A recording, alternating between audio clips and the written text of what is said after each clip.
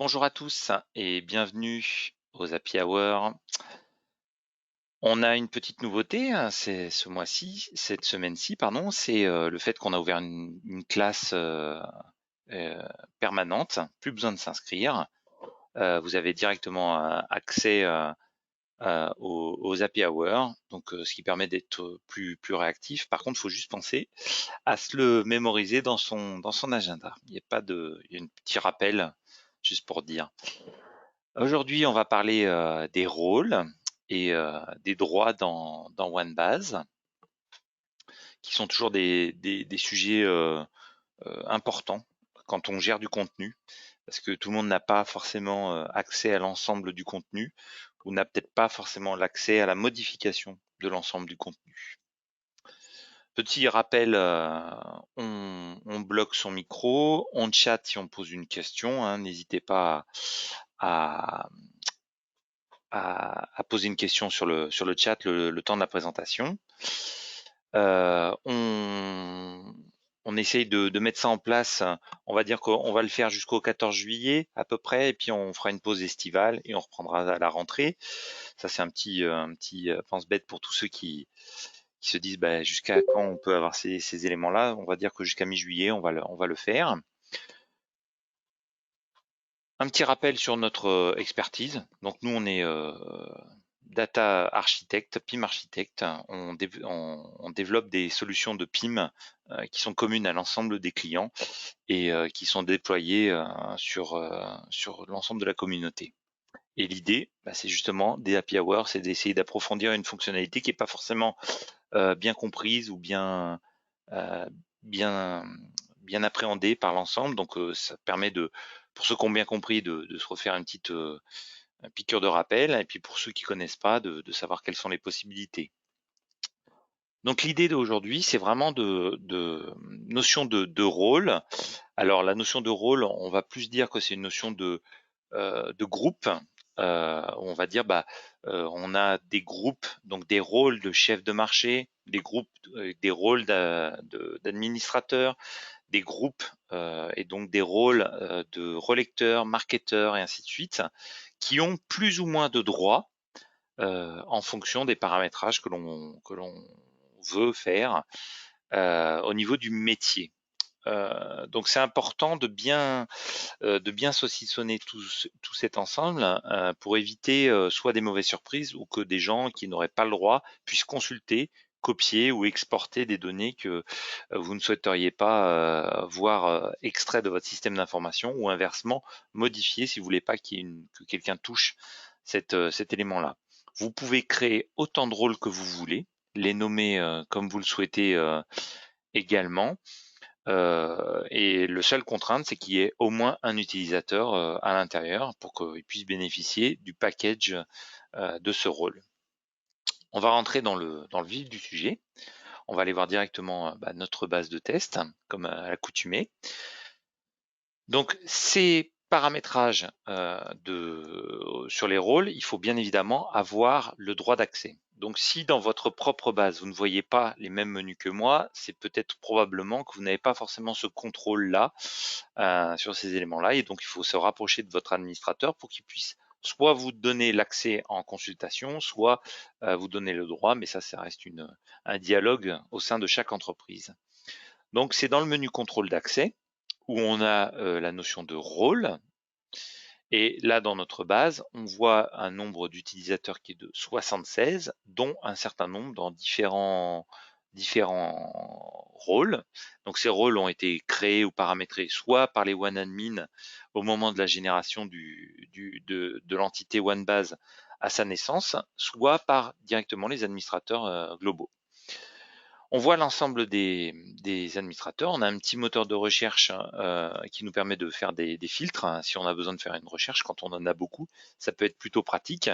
Et quand on a dans le moteur de recherche qui est ici, avec le ouvrir et fermer, on retrouve la même possibilité de faire des filtres pour faire le même type d'éléments. C'est-à-dire que je cherche des éléments dont le mot-clé est chef. Donc il peut y avoir soit dans le nom, soit dans l'élément. Donc si je peux chercher un mot-clé, Lebert par exemple, pour chercher un contact.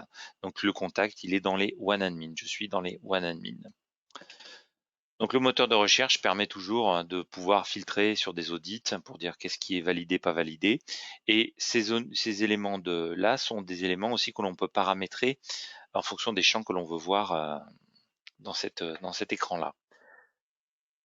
Lorsque l'on est dans cet élément ici, on va pouvoir rentrer dans les chefs de produit. Donc là, on voit le nom du rôle. C'est une chose importante avec l'ID du rôle. Une description qui permet, alors les descriptions, c'est important de bien les mettre parce que ça permet d'avoir une information sur l'exploitation. Des URL de navigation, des URL de centre, en fait, c'est les pages centrales au moment de l'accueil, qui peuvent être le tableau de bord, qui peuvent être les créditants, qui peuvent être d'autres choses. Donc on peut modifier ce type d'éléments. Du paramétrage avancé, alors là c'est un élément un petit peu spécifique à cette base-là, parce qu'on peut avoir des authentifications en LDAP si on le veut, pour ce rôle-là.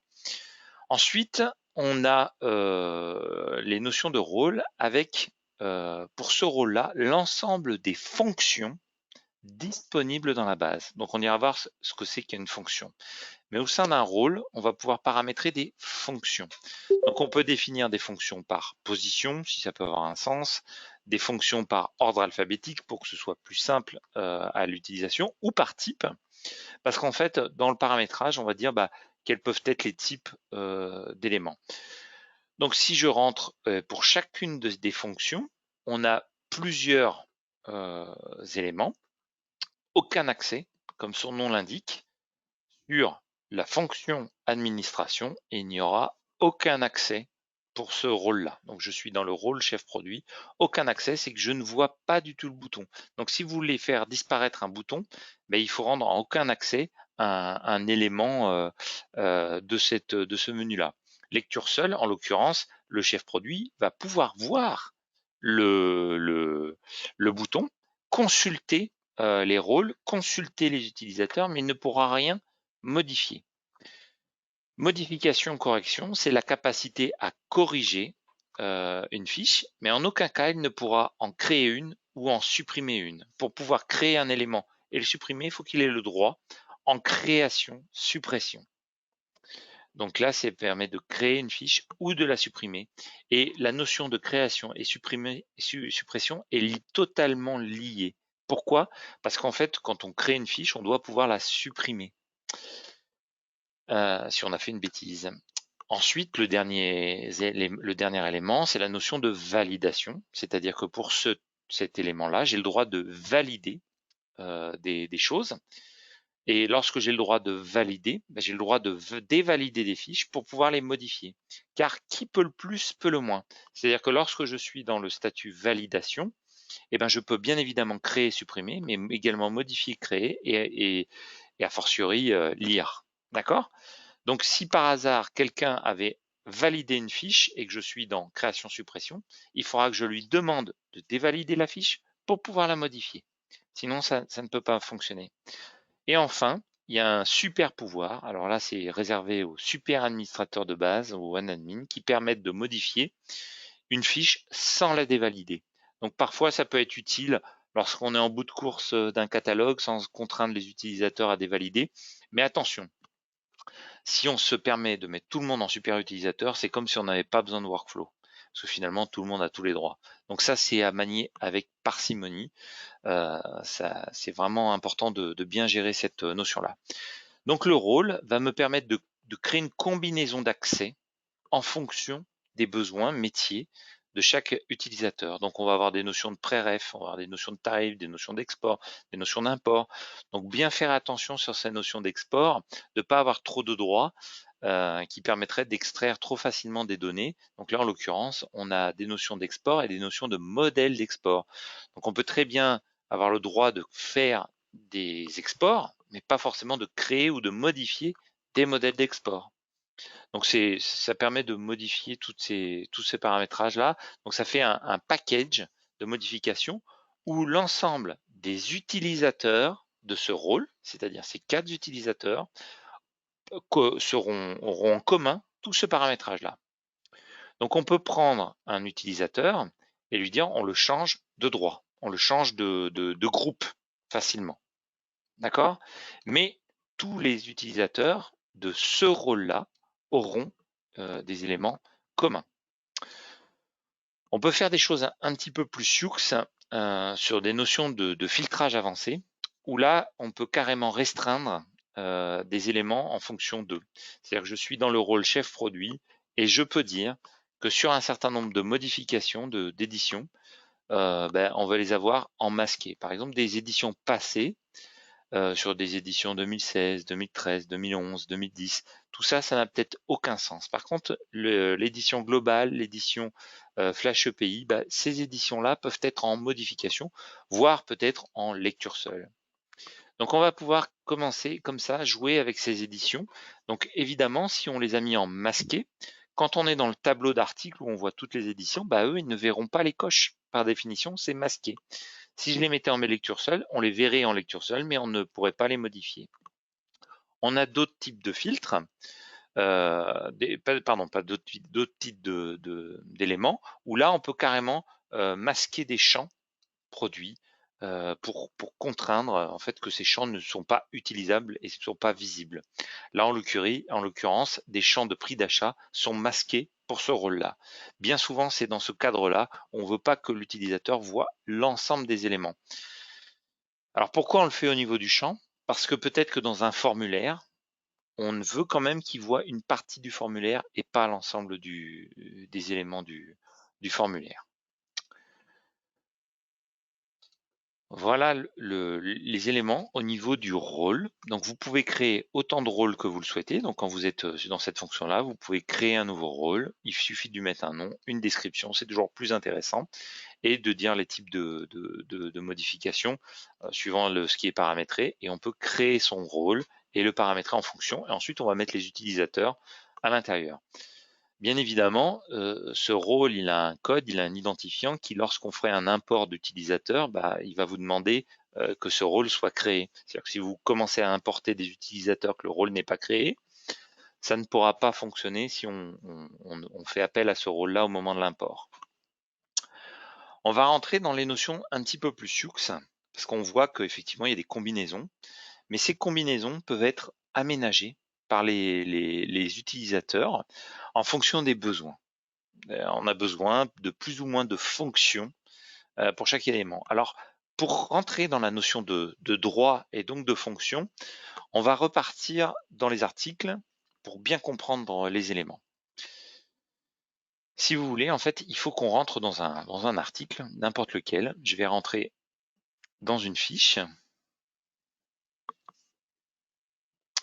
Dans cette fiche, je suis sur l'onglet variante. Alors, je vais peut-être prendre un champ classique, comme par exemple le libellé du produit. Voilà, quelque chose de plus basique. Ce champ-là, qui est vraiment le point le plus bas dans l'entité Preart de OneBase. En fait, ce champ-là, il est attaché à un visa, c'est-à-dire le visa demandeur Prearef. C'est le visa que l'on voit ici même. Il est attaché ici et il est bien dans cet onglet-là. Donc ce champ-là, il est attaché à cet onglet-là, à ce visa-là. Et le visa lui-même, donc je remonte d'un niveau, le visa lui-même est lui-même attaché à une fonction, la création de Preart. Donc cette fonction, elle est que l'on voit ici, cette fonction partage plusieurs éléments. C'est-à-dire que cette fonction de création Preart me permet d'accéder au visa demandeur commerce, d'accéder au visa flux complément demande des Preart et me permet d'accéder au visa réouverture de Preart. Donc dans ce contexte-là, si on en revient au niveau de mes rôles, je vais pouvoir dire que mes chefs de produit, là celui-ci, par exemple, ils sont en lecture seule sur ces trois onglets-là. Donc on n'est pas obligé de créer une fonction par visa. Une fonction par visa, parce que des fois, ça peut être lourd. Si on crée demandeur, fournisseur, structure, produit, gestion, on pourrait avoir plein de fonctions, alors que finalement, la fonction, ça dépend de son métier. C'est-à-dire que je suis aux achats, et ben, je vais peut-être avoir besoin d'accéder au prix, au tarif, à tout ce qui est gestion de la logistique. Donc, c'est pour faire des combinaisons d'accès. D'accord? Donc, si on veut faire du rétro-engineering pour comprendre le paramétrage, je vous conseille d'accéder directement dans le champ. Alors ça, je dis ça pour les administrateurs, encore une fois. Donc, si je veux savoir qui a le droit de voir ce champ spécifiquement, je suis dans ce visa, donc je rentre dans le visa demandeur de pré-ref, et dans le champ de demandeur de pré-ref, je suis toujours sur cette fonction pré-art création, et là je vais pouvoir voir les rôles qui ont accès à cet élément-là. Donc en l'occurrence, les chefs de produits spécifiques, eux, pourront valider ce visa.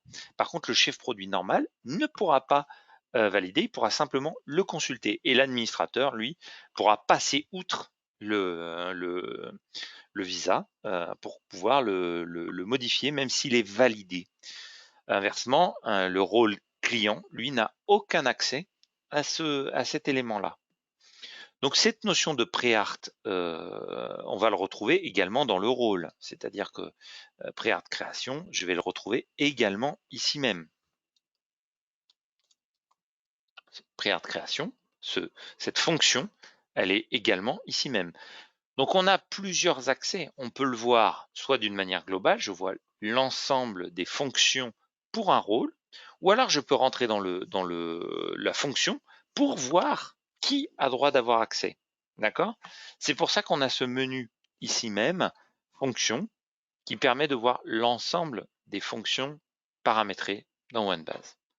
Donc celle qui a le plus d'actions, c'est souvent la notion d'édition marketing, parce qu'elle partage des actions à la fois dans les produits, à la fois dans les pré-art, à la fois dans les menus. Donc ça permet également de partager un certain nombre d'éléments. Donc des fois aussi, si on a besoin de savoir quels sont les menus qui sont activés ou pas activés, on peut le voir grâce à cette fonction. Ceux qui ont un accès marketing voient le menu catalogue et le menu prévu édition. D'accord? Donc si on est sur l'autre édition, lui, il va avoir un autre type d'accès. Il va voir surtout les pages, les définitions de pages et les notions de produits également. Donc on va pouvoir ce type de fonction. Quand on est dans les fonctions, vous voyez qu'on a des types d'éléments qui sont liés à une liste de valeurs. Hein. Les types de fonctions, c'est des listes de valeurs que l'on va retrouver dans le rôle. Je retourne sur un rôle. Donc si on les a mis dans le type catalogue, alors ils se retrouveront ici ces fonctions. Alors qu'on a des fonctions qui sont dans type non classé parce qu'on n'aura pas mis, donc ils se retrouvent dans une sorte de fourre-tout non classé. Mais ces notions d'éléments que l'on peut voir ici même, hein, dans ces notions de fonctions, les notions de normes par exemple dans du non classé, on peut aller dans les types de fonctions, modifier dans la love, hein, comme on l'a vu la semaine dernière pour modifier des loves. C'est une love de type système, hein, les types fonctions. Alors, fonction, hop. Les types fonctions, ce sont des éléments système, mais que l'on peut également paramétrer. On peut rajouter des choses qui peuvent être intéressantes pour pouvoir mieux gérer vos fonctions, mieux comment dire, hiérarchiser la compréhension de cette notion de rôle. Donc on est là sur la notion de rôle. Dans les rôles, une notion importante, c'est qu'il faut distinguer le contact de l'utilisateur. Parce que finalement, un contact, quel qu'il soit dans OneBase, ça on a la liste des contacts, ils n'ont pas forcément tous un compte d'accès. on peut avoir une fiche contact où on n'a pas forcément de liste de comptes associés. Mais pour avoir un compte OneBase, ben, c'est le compte utilisateur associé OneBase qui est dans le rôle. Celui qui a un simple contact, évidemment, s'il n'a pas d'accès à OneBase, il n'a pas besoin d'être dans un rôle. Et c'est comme ça que parfois certains clients qui utilisent le CMS OneBase comme site web marchand pour faire leur site e-commerce, créent tout un tas de contacts qui n'ont pas forcément d'accès à OneBase et n'ont pas donc besoin de compte. Et donc c'est le compte utilisateur, donc je vais aller dans le compte utilisateur qui lui est associé à un rôle, à un groupe d'utilisateurs. Également, quand on est sur une base comme celle-ci où on a le groupe, on peut avoir un raccourci direct pour aller me rendre, je peux être du l'utilisateur pour voir quel est son rôle. Et donc voir qu'est-ce que je peux modifier ou pas dans cet élément-là. Quand on est dans un rôle et qu'on a quand même pas mal paramétré notre rôle et qu'on veut simplement faire une distinction entre, comme ici dans cette base de test où on a des chefs produits classiques et des chefs de produits spécifiques, où finalement le paramétrage est assez restreint, on peut rapidement dupliquer un rôle. Donc ça permet de dupliquer l'ensemble du paramétrage qui a été programmé. Donc ça peut être vraiment intéressant de pouvoir utiliser cette notion-là. La notion de filtre dans les rôles, ça permet de pouvoir définir des rôles spécifiques à notre rôle, en disant moi je crée une combinaison de filtres en tant qu'utilisateur, en tant qu'administrateur, et je veux que tous les utilisateurs de ce rôle-là utilisent exactement ma combinaison de filtres. Donc, en utilisant cette combinaison de filtres, je peux même les contraindre à utiliser, c'est-à-dire que si je mets obligatoire dans cette combinaison de filtres, tous les gens de ce rôle ne pourront pas supprimer cette notion de filtre. C'est comme ça que, par exemple, lorsqu'on est dans le cadre d'un sourcing fournisseur, on peut contraindre les fournisseurs à ne voir qu'un élément, qu'une seule chose, ses propres produits, ses propres tarifs, ses propres éléments, parce qu'en fait, on va contraindre le rôle à ne voir que cette combinaison de filtres. Donc, on peut soit les laisser, c'est-à-dire que si je les laisse comme ça, l'utilisateur va simplement avoir ces filtres-là, mais s'il clique sur le bouton supprimer les filtres, il pourra revoir la totalité. Soit de le mettre en obligatoire, et là, si je le mets en obligatoire, il ne verra que cette combinaison de filtres. Donc, je peux très bien contraindre la notion de validation globale ou dire tous ces filtres-là sont obligatoires. Et je peux comme ça remodifier l'ensemble des champs, des paramétrages des filtres de toutes les entités sur lesquelles je me promène pour les éléments. Donc si je veux qu'il n'y ait aucune contrainte pour ce rôle-là, je supprime mes filtres de paramétrage. Et le dernier bouton qui est intéressant dans les rôles, c'est l'historique. Ça, c'est toujours intéressant parce que ça permet de voir qui a fait quoi dans l'élément. Donc, bien évidemment, en fait, on voit que les fonctions visu marché passent de 1 à 5. Donc, finalement, le niveau 1 dans la grille, c'est ce que l'on va retrouver ici. 1, 2, 3, 4, 5, 6. C'est-à-dire que je peux aller niveau 1, aucun accès, à niveau 6, super utilisateur. Donc je sais que sur cette fonction-là, la fonction visu marché, Madame Even a passé de aucun accès à validation et en dessous de validation à super utilisateur, et on peut voir comme ça le paramétrage qui est fait. Comme d'habitude, ça on peut se référer à l'API Hour des filtres, des historiques, qu'on l'on a une trace de cet ensemble-là, et on peut, comme toujours dans l'historique, après l'exporter cet historique ou faire une recherche quand ça devient trop important parce qu'on a fait beaucoup de modifications de paramétrage. Voilà, on a fait le tour un petit peu des fonctionnalités. Le moteur de recherche, bah, ça, c'est le classique moteur de recherche pour faire des filtres dans les rôles. Est-ce que vous avez des questions à poser par rapport à cette happy hour?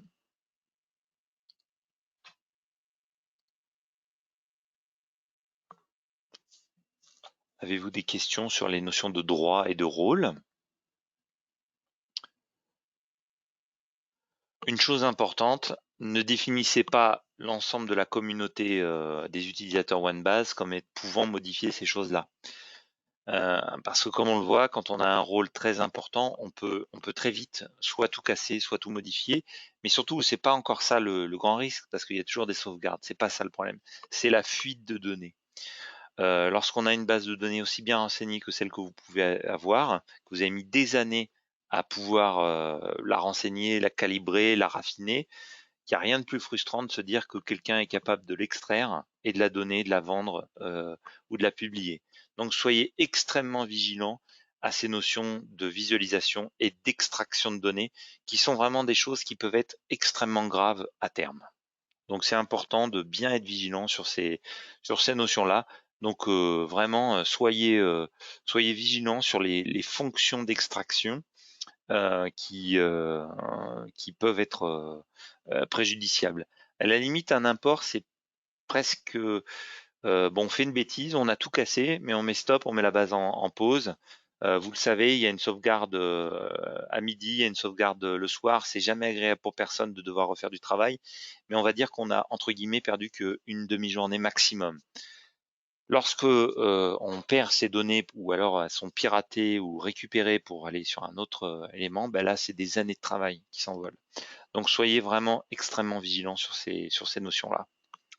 Donc une des choses importantes, c'est également de vérifier les utilisateurs et se dire est-ce qu'ils sont toujours actifs et ont-ils toujours une vie au sein de l'organisation.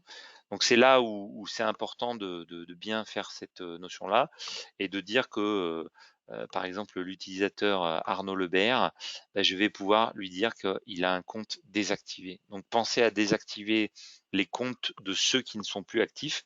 Ne les supprimez pas, parce qu'ils ont toujours une histoire, hein, c'est-à-dire que Arnaud, il a fait des choses, donc on a besoin quand même d'une chose très importante dans l'organisation, d'avoir cette histoire-là. Par contre, il ne doit plus avoir d'accès à la base. Donc soit vous créez un rôle, par exemple départ, où vous mettez tout en lecture seule, soit vous désactivez les comptes utilisateurs. Ne supprimez pas les utilisateurs.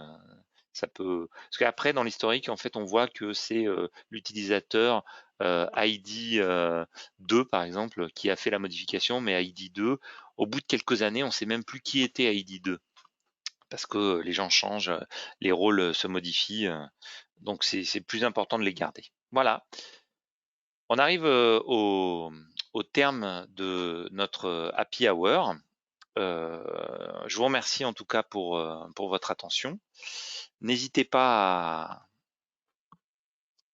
à me poser une question si vous en avez encore une. Sinon, je vais vous souhaiter un bon appétit et à la semaine prochaine.